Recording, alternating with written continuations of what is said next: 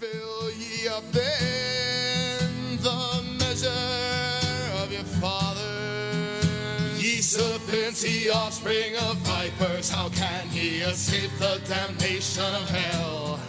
Wherefore, behold, I send to you prophets and wise men and scribes, and some of them ye shall kill and crucify, and some of them ye shall scourge in your synagogues and persecute them from city to city, that upon you may come all the righteous blood shed upon the earth, from the blood of righteous Abel to the blood of Zechariah, son of Berechiah. Good morning. Welcome to Line by Line Bible Studies. We're continuing today in the book of James. A very important chapter about the tongue, something I've been giving a lot of thought about because I was working on a song about words and stuff. And I was thinking about the third verse, and one of the reasons I was late is I had an inspiration I had to write down. I think the third verse will be, my words are bridled. Because it's an important aspect of the tongue and of the word. Because as a Christian, you know, people often have a fascination with the gospel armor. Young people do. I know I did when I was first getting interested in the Bible. The gospel armor, the sword of the Spirit, which is the word of God. You know, it's this weapon, and we hear this, and it sounds cool, but, like, how exactly does that come about? How do you use the weapon and all that? Well, you know, all words are weapons in one way or another. You know, that's one of the modern things they're acting like it's, oh, we've discovered something. Words are violence. How about that? But it's been in the Bible since forever. It's like God said, no, that's my weapon. It's my creative power, 2 words. And people are saying, oh, we're going to control the words. Good luck. You will not control my words. Now, words should be controlled. That's important. But every man has his own horse to bridle. You know, so we'll talk about that. I mean, certainly they're not ever, you know, there are many societies that believe that a man ought not have right to the use of his own tongue. All right, James 3, verse 1. We'll read the whole chapter, pick up the context. My brethren, pardon me, one last pause here.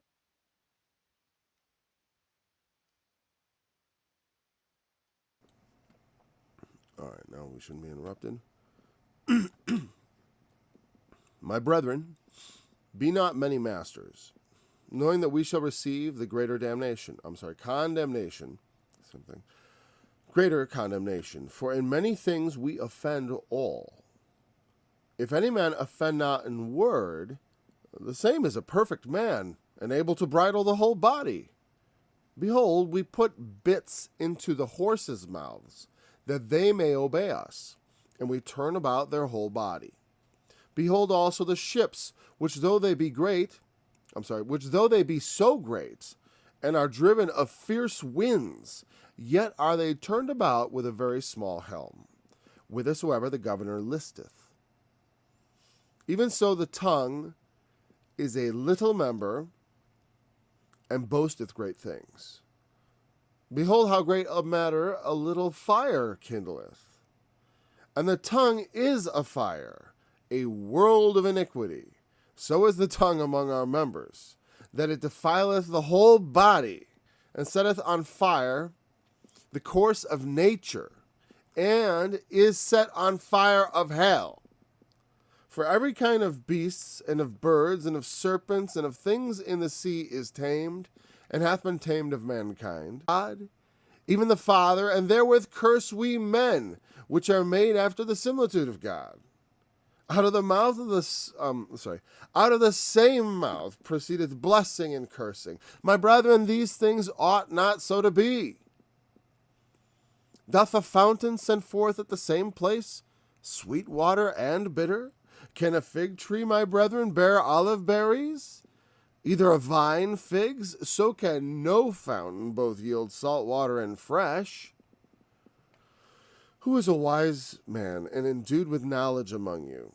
Let him show out of a good conversation his works with meekness of wisdom.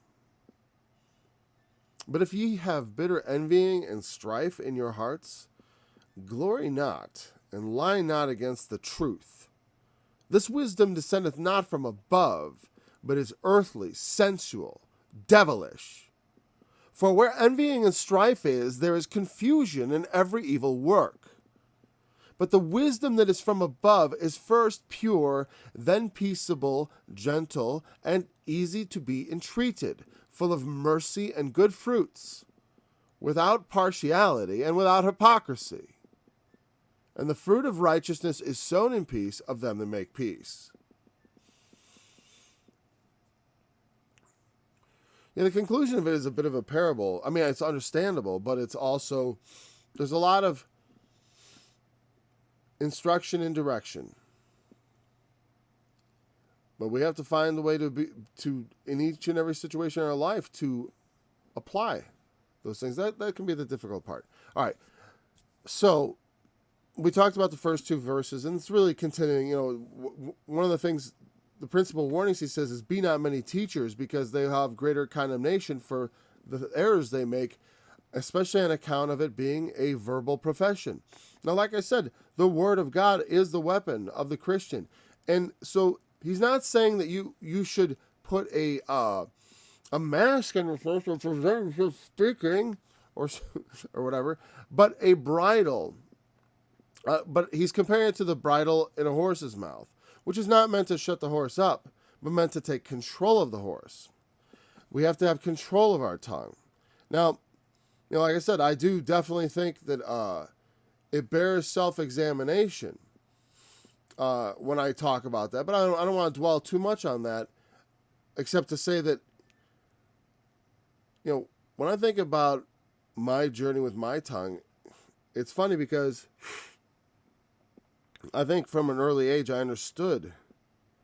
I was a slow-to-speak child, not to learn to talk, but to talk to people, to interrupt and to open my mouth on things that I didn't know, or, you know, where I had nothing to say. You know, I mean, when I had something to say, I'd talk, but I would not, you know, and so I wasn't a person who tended to bust in and have like a need. But the thing is, I know in my life I've done, when I think about my personal relationship, very easy to think of many times where I've said things I wished I hadn't said. You know, let's say in anger, you make a comment towards your spouse that you know hurts them, but you don't really mean. You know, that's an exceedingly unbridled moment of your tongue. You know what I mean? That means I've lost control in a metaphorical sense, because I mean, it's not, you're losing control of your, you know, your expression, not your literal muscle of your tongue. But we'll let that stand in, please, and don't be too, you know, concrete on me. I don't want to, you know, I don't want to have to deal with that, you know, having to translate all that away from the analogy. I like the analogy of the tongue. It's a very, because the tongue is because it's the member that speaks, but, you know, for us, and certainly without it, speech becomes much more difficult. Not impossible, of course, because people can sign with their hands. They have all kinds of other options. It's a different language into itself. But the point is, the tongue is the normal member of speech. You know, even if you don't have one, you can speak with one, meaning with if you're sign language, your hands are standing for your tongue. And that's another important member. When I received the Holy Spirit, the members of my body which I felt the power upon were my tongue, my ears, my hands, and my feet. You know, those are the critical things. The way, you know, your feet are on the ground and taking you where you're going. Your hands are off doing the work. Man, all the things my fingers can do and will do and have done, both for good and evil. The ears, the listening, the taking in, but the tongue. You know, one of the things he mentions here about the tongue,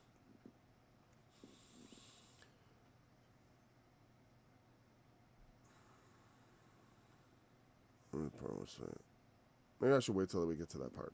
Okay. Because I was thinking about what the Lord said concerning things coming out of you, defiling you, because that's the point about the tongue.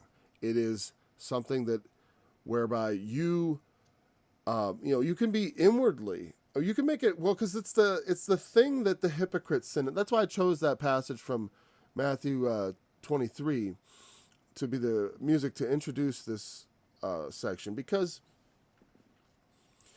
we have a necessity to speak against the wicked, and we have to be able to do it cleverly. You know what I mean? When I use my tongue, I want to do it like a master horseman. I mean, the tongue can do a lot of things. That's why it's good to get a hold of it. But you have to be careful how you say things and what you say. That's why, like, you can't build yourself up too much. That's why we talked about envying and strife.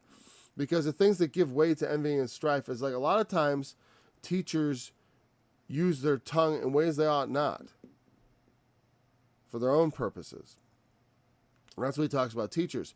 But for every person and everything, there are all kinds of ways in which we need to learn to bridle our tongue. Because if we're going to wield the word of God as a weapon, we need to be careful how we use it.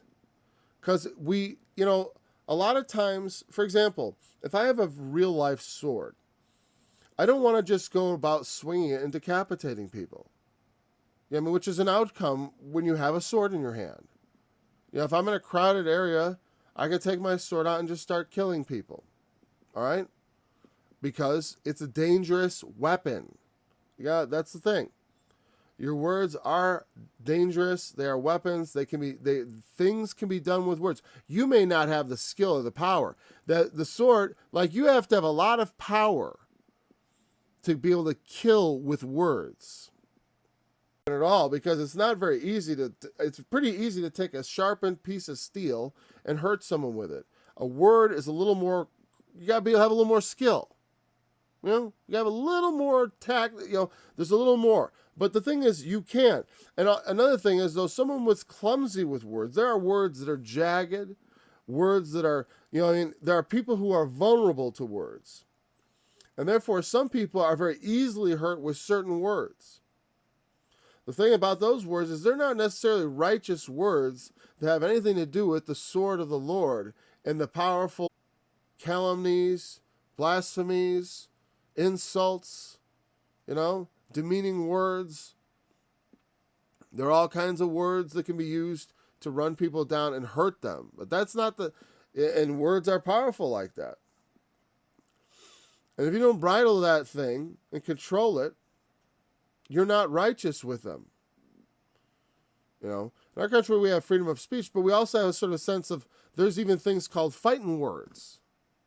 Like, I can't just go up to somebody and start, we have a disagreement and say, come on, let's fight right now. Come on, you little pussy, or say stuff like that, get them riled up. You can't do that. That's technically illegal. You can't just start a fight with your words. Can't explicitly go and start a fight. Now, you can say things that make people fighting mad, though. And when they lose track of that, that's a problem. You tell people the truth. Like, for example, The Jungle what's his name? But we read it in high school. The Jungle detailed, I don't think we read the whole thing. Maybe we read about it and read a section of it. Because it's, but the name's on the tip of my tongue. But anyways, Sinclair, Upton, what is it? Jungle, they revealed all the gruesome details in the food packing industry and the meat packing, and people got upset. It's like you can't tell people that there's sometimes body parts in their meat. We don't stop, or we didn't, or whatever, or just the amount of rat feces in your, whatever, and that and the other. A lot of the grotesque ways in which things were being put together. Telling that truth, you can't say that. People will be mad. They might come after me and hurt me. Oh. Well, we're not going to, we'll trust people to let the law to me. Well, maybe they'll go pass a law and then they'll come for you.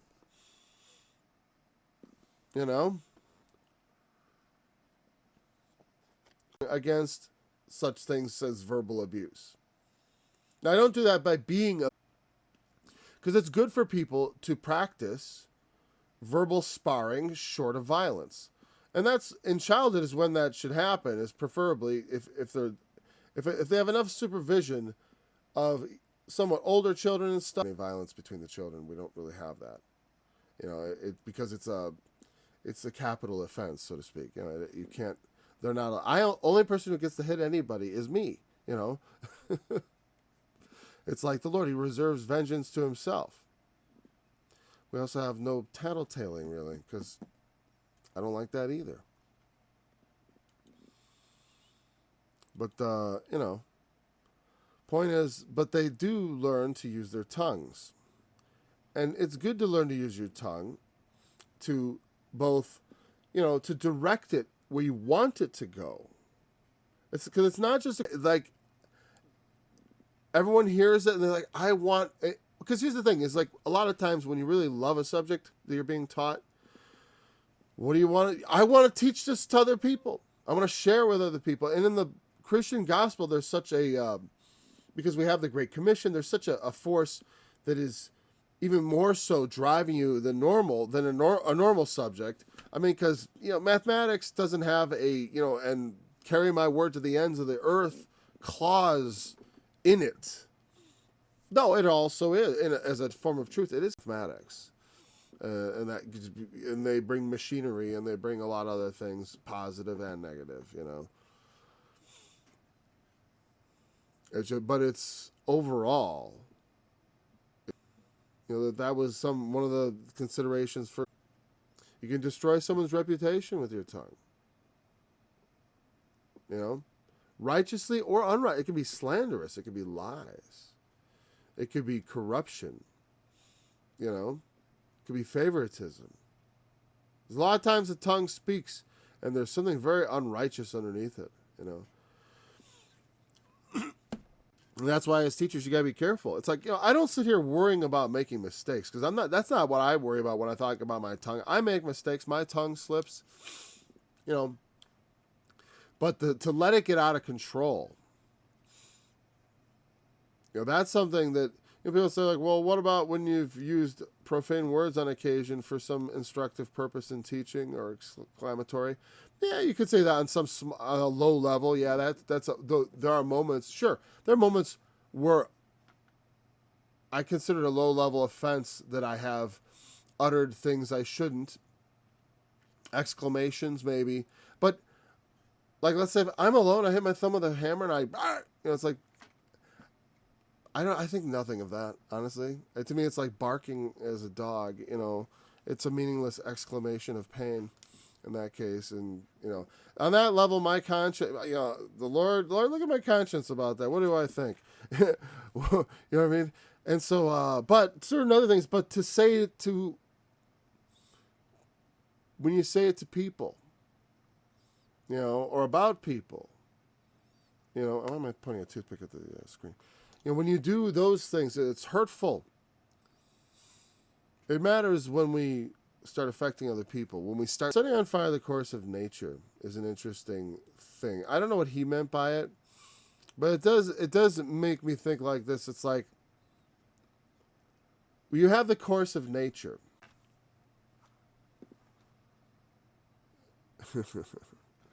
I mean, the was going to burn through people. But because of their unruly tongues, the way they use their tongues to stoke fear in the population, to stoke panic in the population, they set that course of nature on fire. You know what I mean?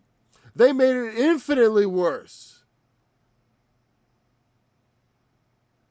Places that did virtually nothing are about the same as places that turned into dystopian, authoritarian nightmares.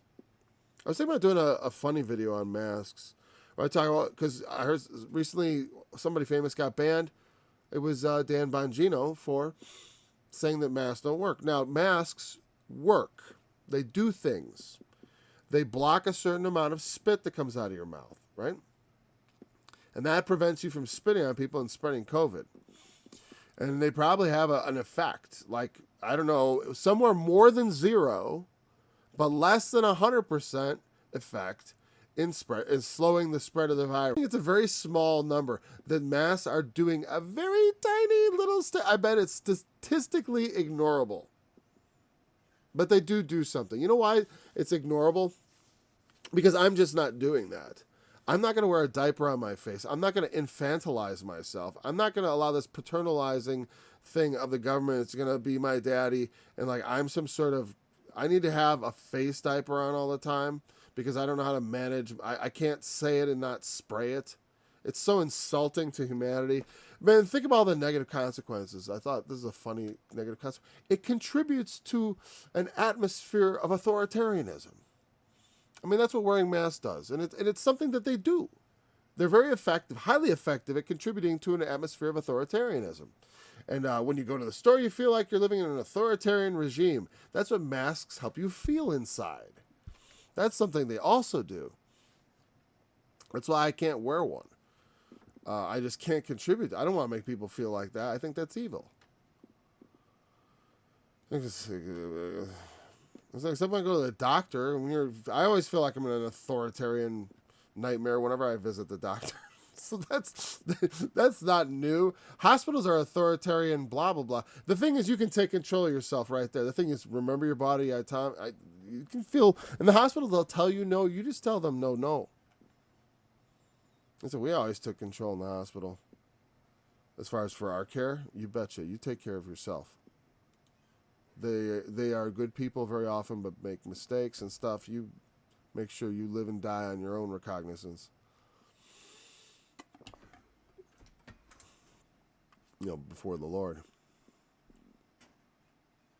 Then he talks about the beasts and the serpents, how they are tamed. Did I miss anything in particular? Not really. We looked at all. Sounds like drift. Like, I mean, I think, oh, the ship is listing to one side or something like that. And that may even be how that word gets used at some point in some piece of literature. It's not a word I use in my vocabulary. I never quite picked up listeth. Like, to me, that would be like where he posts on a list. Like he say, okay, turn right. Here's the list. And then turn left and turn right. I listeth it. Right? That's what my modern mind says about that little King James word. Did you listeth the tomatoes and the oranges on the list? Yes, I did listeth it. And now that's obviously horrible English grammar, even if you were speaking, even if it meant that. That's just a joke. Just so you know, don't do that at school, kids. Verse 3. Oh, great. 3:3. Okay, sorry.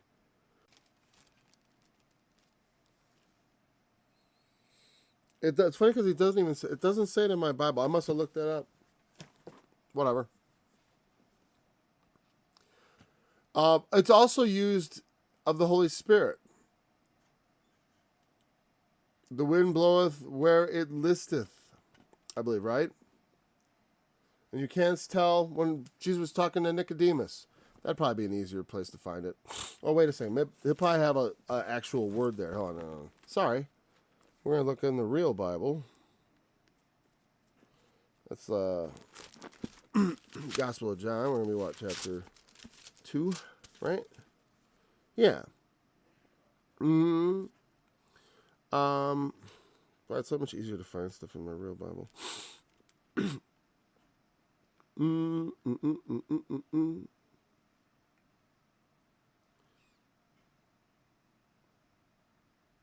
Right.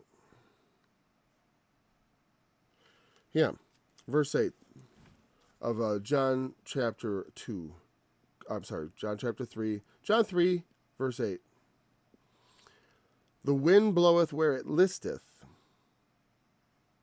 and thou hearest the sound thereof, but canst not tell whence it cometh and whither it goeth. So is everyone that is born of the Spirit. The word listeth, I wrote down the definition as he willeth. And, yeah. And that's what it listed in the margin of my Bible, also from the notes. It means wills. Where he wills. So the tongue is a little member. Boasting, it can do a lot. Your tongue can literally get you killed. Saying the wrong thing at the wrong time to the wrong person. Your tongue can get you killed. It can get someone else killed. Loose lips sink ships, they said in World War II, right? Just saying, oh, blah, blah, blah, blah, and people listening, writing it down, Yeah. talking about where they're coming on the USS, we're docked at so-and-so, we're going to da-da-da, people yak, yak, yak. Not considering.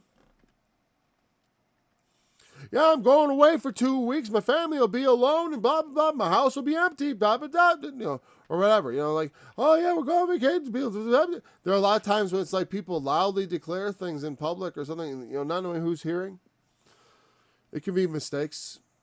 He's not really talking about that sort of thing, but wisdom tells us sometimes we should not say things.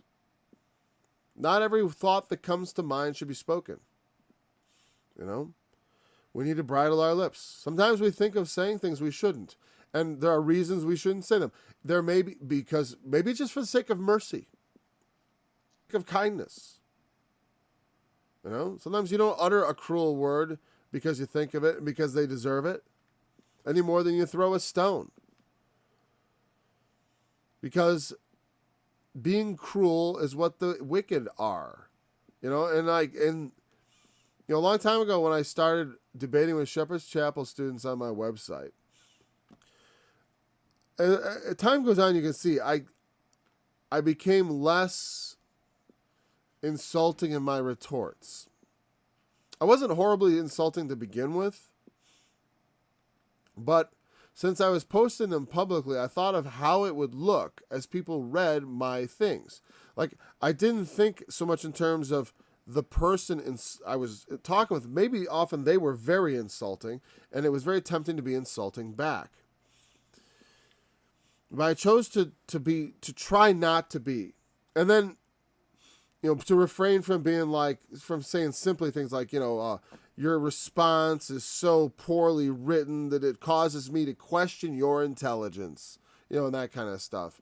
It's like, look, I'd like to talk with you, but I can't. I can tell you're not mentally up to it, because those were the things that I was thinking.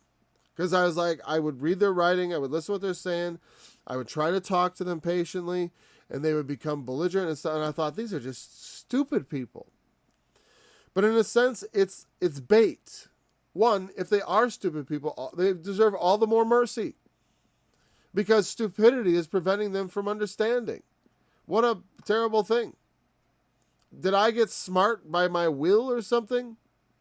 That I can understand when things are explained to me carefully?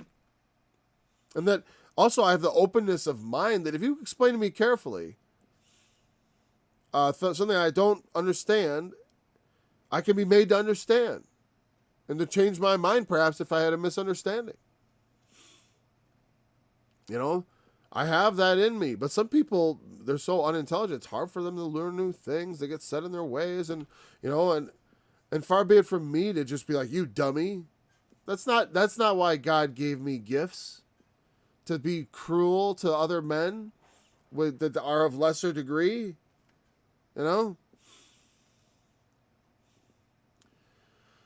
So I learned to be not so belligerent. And then I still had subtle ways of being mean. Subtle ways. And I tried to put away, when I discovered them, I put those away too. What's the point? Speak the truth in love. Sometimes you want to pull out, because look at Jesus said, ye serpents, ye offspring of vipers, how can you escape the damnation of hell? There's times for harsh language. Because they need to be pricked in their hearts. Right? But a bruised reed shall he not break, a smoking flax shall he not quench. There's an implication of a gentleness. The Christian has always been called to gentleness, to meekness, which is self-control, much like a bridled horse. Except you're the horse you're trying to bridle. So it should be all the easier, right? Yeah, right. The will to manifest words is the hardest thing to control. Some people are very quiet, but that doesn't, like I said, they don't speak at all. Lack of ability is not the same as virtue. All right? It's like I said, for example, it talks about men. I was thinking about this passage as I was getting ready, and I was thinking about Bill Hybels again, the pastor of Willow Creek Community Church, and guys like Ravi Zacharias, who had this huge ministry. And from his position of power, the women who worked with him, closely with him, in his inner circle, he began to whisper sexual advances into their ears or whatever. You know, he began to make sexual passes at them. And then Zacharias, I believe, I'm not going to go, but there was sexual harassment and actual, contact made with some. I don't know. I know with Hybels, I think it was just all harassment or whatever. Comments, unwanted touching or whatever. I don't know. I forget exactly what the things were, right? But it was all bad business. They, Zacharias, it came out after he died, no, did it come after or as he was dying or whatever, whatever. Badly behaved men. How could he in his ministry, someone there come to help in the ministry, in the work of God, and he's whispering about sex, you really turned me on or whatever, How could he not bridle his tongue, even if he thought that? Right? I won't say that to me. I won't say I would never do that. No, I would never do that. I could never do that. That's not in me at all. I just never had that in me. In my youth, it was something that I lamented. I wish that I thought that there was somehow some magical power men had that if they said the right word, some boys still, they labor in this delusion that there are magical words they can say to a woman that'll make her throw her clothes off and jump into bed with him. You know what I mean? And so, some men never grow out of that delusion. And when they get close to women that they shouldn't, they don't get to know them and talk to them and then slowly reveal romantic interest and that develops into a physical relationship like normal. No, because I wish someone when I was a young boy told me that. It's like, you're going to find girls attractive and someday you'll get to know them, and you should get to know them because you should be careful. They're all very pretty and you could easily fall in love with any of them if you let yourself without considering certain things. And they have to be taught what love is really all about. And love making comes later. And I naturally, I think, fit into that mold, like by nature. I mean, I definitely have had issues in my heart is as corrupt as any man's, as far as, I have the same passions, but I've never been aggressive. I have no virtue in that, though, that's the point. It's not because I'm virtuous, because I exercise such restraint. I just am not, I have no bravery in that direction. I felt like a coward as a young man. I was so terrified to ask girls, even on a date, because of the implication. I did, because I couldn't, I didn't know how to just relax and have fun, because no one told me I should. I was told girls were evil, I should stay away. And so I had a sort of a fear that sort of, to this day, means I could never be a Bill Hybels. And that's not to state virtue. But where I do get virtue, whatever, is in the ways I can hurt people, but but because God has instructed me, I don't. Because I can be cruel. I've never seduced a woman, but I can grind your face and make you feel less than human. You know what I mean? And that's in me. That cruelty is in me. I can be that cruel. It's hard for me. I know how to. I don't think I could watch someone suffer that way, because I was telling my wife. Because I realize I'm virtues in places that I have natural, I'm a certain way. I don't have that, a propensity towards that particular degree of sin. You know what I mean? Where I would open my mouth to someone who I was working with platonically to try to initiate some sort of sudden sexual subject on somebody for whom it would be an absolute, non sequitur. It seems bizarre that people do that. Yeah, I mean, So, that's all. I know it's something people struggle with and stuff. People have all kinds of sins they struggle with. They expose themselves. There are all kinds of ways in which people express themselves in which they shouldn't. All right? And that's a lot of what this is. We should not express ourselves in certain ways. We are vulnerable in certain places. We must recognize, by showing you my vulnerabilities, I'm telling you, look at yourself. Maybe I don't have the experience to know where your vulnerabilities lie, but you have vulnerabilities. I have a sister who's listening who knows she has no filter, but that's the bridle. You must look for filter. Sometimes it's good to let unfiltered speech out. Here's the thing. Sometimes you got to let the horse run. Okay? I don't dispute that. But it has the bridle on there so you can stop it when necessary. You know what I mean? You have to be able to stop it when you ought to stop it. You know what I mean?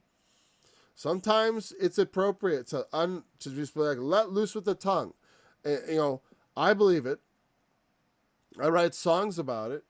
But also there is an element of control. Sometimes it looks wild and uncontrolled.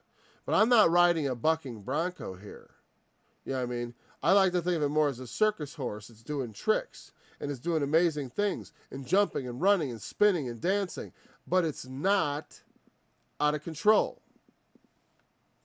And that's the difference. A dancer can dance about wildly. But not at all out of control. We can tell because she keeps her balance. Spinning where it becomes unbridled. Control.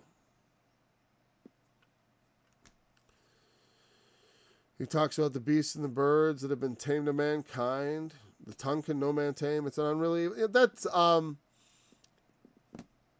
yeah. I don't look at that as like absolute. Of course, the tongue can be tamed completely. Ultimately, of course, otherwise we would not be asked to. But of course, no one does. I think it can't. I mean, the Lord can tame it, of course, His own tongue, and we can. Well, I guess what he means is to tame it, like the way animals can be made meek. But the tongue, so I'll redact what I said. I don't know why I was going against what it was saying there. I guess I was trying to think of it as a little more open. Well, because the thing is, I don't want you to. Well, because he says the contradiction. Like, we curse God. So we bless God and curse men. Right? Out of the same mouth, blessing and cursing. And he says that's impossible. But somehow it is possible with us. The impossible becomes possible. And that's why I'd say no man can tame the tongue, but with Christ, we have hope. Is what I would say. Is that we have hope. He's saying it can't be tamed, but you got to try to tame it. Don't be teachers, because the tongue's almost impossible to tame, and teachers are it's like teachers are judged on the basis of their tongue. And you consider there's a great apostasy coming, which means teachers, we suck. We totally messed up. We haven't taught people, as a group. Or we failed to become popular. Sorry. Doing a good job, but I failed to teach. I failed to reach people. Blame me. I thought that. I guess I left that part up to the Lord. Should I have? Maybe I shouldn't. Maybe I should get in there and. I don't know. I don't think it's gonna happen. I don't know. No. I'll hold.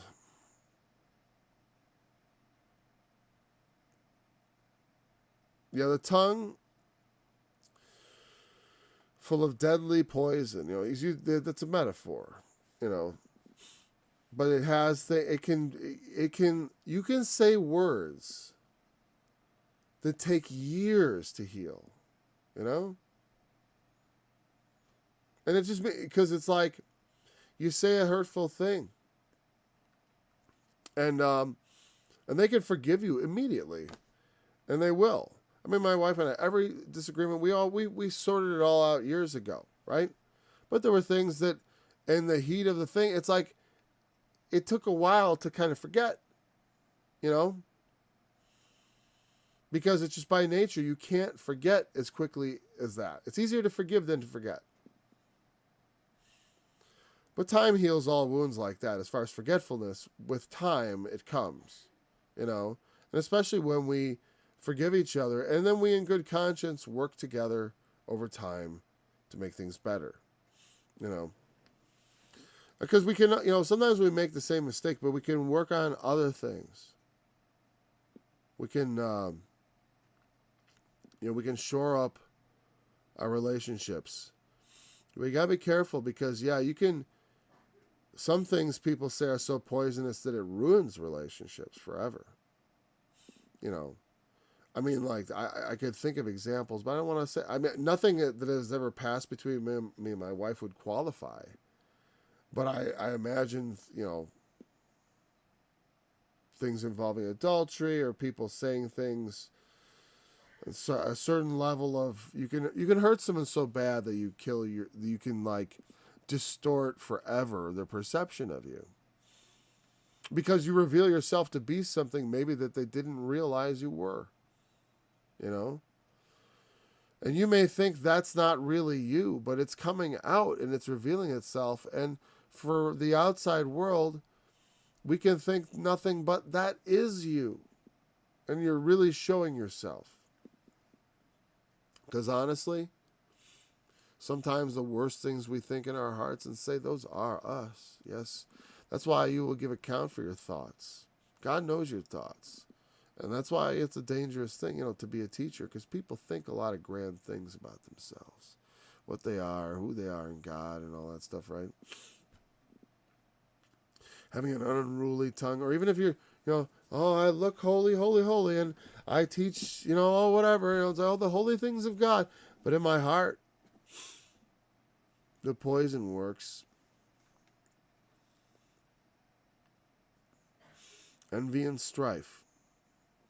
Well, that is what he says. Bitter envying and strife in your hearts. Because that's what it's all about. I can only assume. I don't know.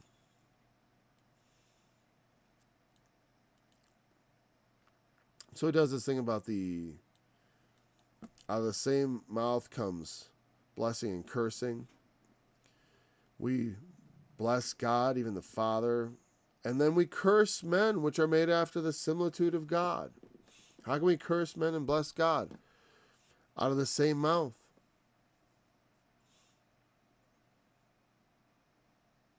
Did I say it again? Reverse whatever. People do. They bless men and they curse God also, whatever.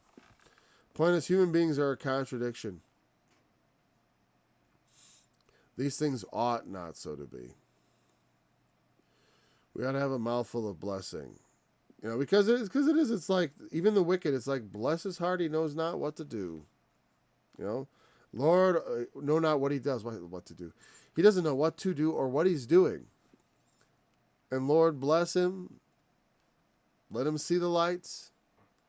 Gosh, right now he's making me so mad, I like to see his face shoved into some hot coals. But forgive him, because he knows not what he does. And show him the lights, that I may embrace him in the arms of brotherhood. And then he may be ashamed, somewhat for his deeds, because I'm ashamed for my deeds. So, I don't want him to get there. He will feel shame. We all have to be ashamed. Shame. Oh, shame. Don't shame me. Oh, but shame the people I don't like, They like to shame the anti-vaxxers. Shame them. Oh, shame, because of you, because of you.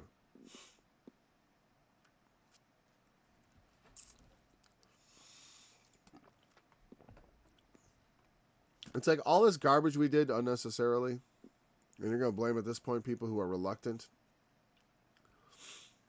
to get that and would rather take their risk with the disease, considering we have a lot of treatments, but we were not allowed to get the treatments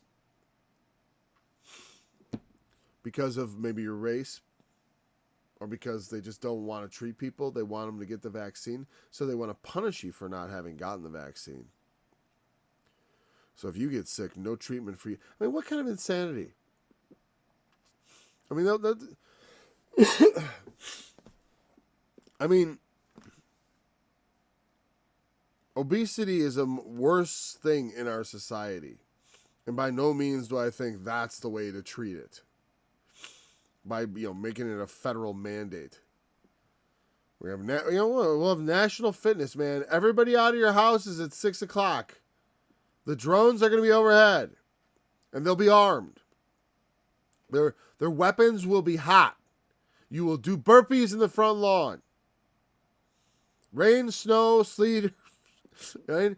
The drones are here. They're going to watch you do your burpees. You better show up, and you better make sure it can scan you.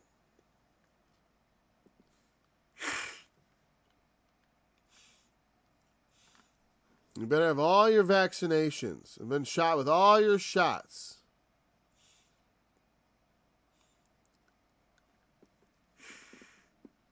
Once they can get you with the vaccination, then there'll be a safety chip. For your safety, they'll add. I don't know. To me, that's not the mark. I mean, if they inject you forcibly with something, it's not the mark of the beast. Period. So, you have to take it. You know what I mean? For it to be something like that. And I haven't been vaccinated, and I will not be vaccinated. Why? I've had COVID possibly 3 times. I don't know. At least once.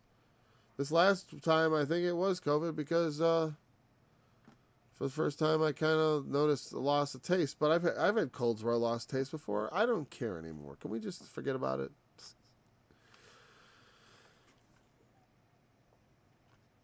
Yes, does a fountain at the same fourth place sweet water and can we be sinners and saints at the same time? Well, we are, but we shouldn't be. Ought not so to be. That's the thing.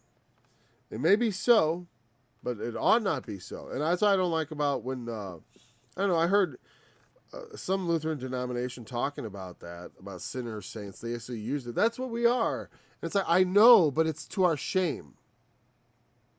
So I don't declare that like, we're sinners, saints. That's the doctrine. I don't do that. I don't like that. I hated that. That's a contradiction. There's no such thing as a sinner saint. You're just an embryonic saint. That's really what's going on. We are only called saints because we have the righteousness of Christ imputed to us. And God's forgiveness is based on the blood of Christ. But we haven't arrived. I haven't been raised. I haven't been glorified. I haven't been exalted as he promised we would. And then I will truly be a saint, I suppose. I mean, without contradictions.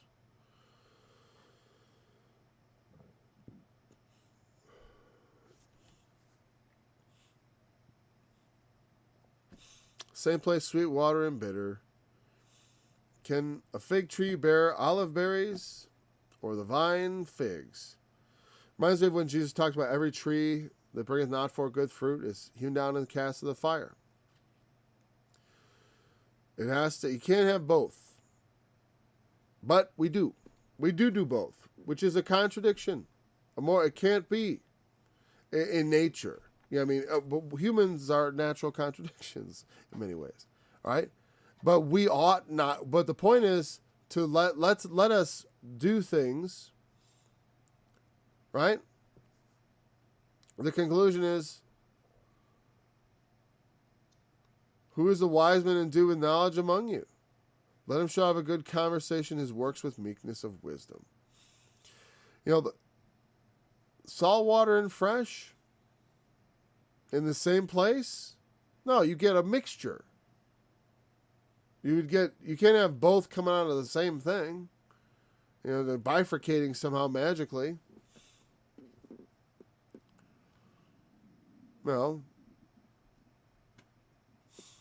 he's not talking about having 2 supplies and then you have 2 faucets or something. Don't get cute on me.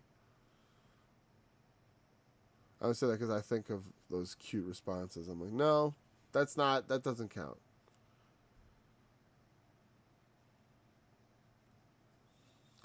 So then he says, who is a wise man endued with knowledge among you? Let him shall have a good conversation, his works with meekness and of wisdom.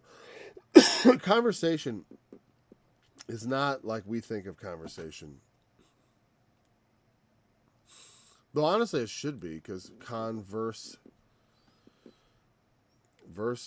has the word, like we have verses in a thing, in a conversation one with another, where let's have a talk is what that means essentially, right? But the Greek here is going to be something like behavior. Tie it in mentally with it, and we'll pick it up tomorrow from here in detail, right? But the word conversation, anastrophe, right? Behavior, manner of life. And I don't know if in English it had a similar meaning in the past. Yeah, I mean, meaning sort of like talking and standing together had some sort of way of life connotation. I don't know. But our modern word conversation doesn't really cover it. So you see now it means behavior. Okay.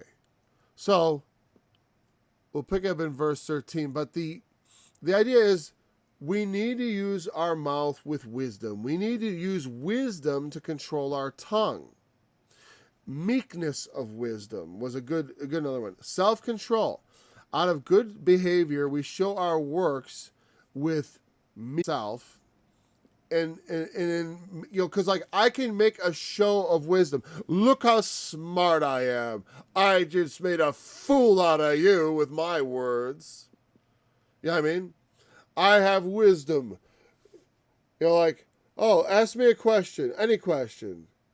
That's a question? Well, let me tell you. That's one of the dumbest questions I've ever heard. Let me explain it to you right now. Da da da da da da da da. You know, I have all the answers. Anyone else got a question?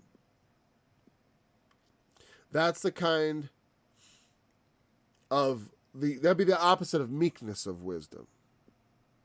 Meekness of wisdom is wisdom that is humble in being controlled and used for the betterment of other people, not for your own self-exaltation and for bitter envying myself bigger than other people. I do and say, you know?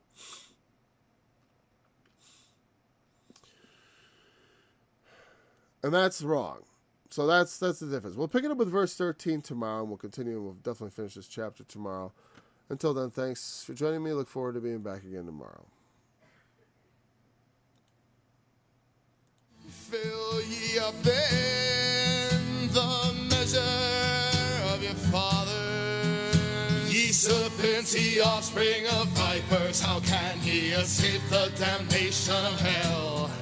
Wherefore, behold, I send to you prophets and wise men and scribes, and some of them ye shall kill and crucify, and some of them ye shall scourge in your synagogues and persecute them from city to city, that upon you may come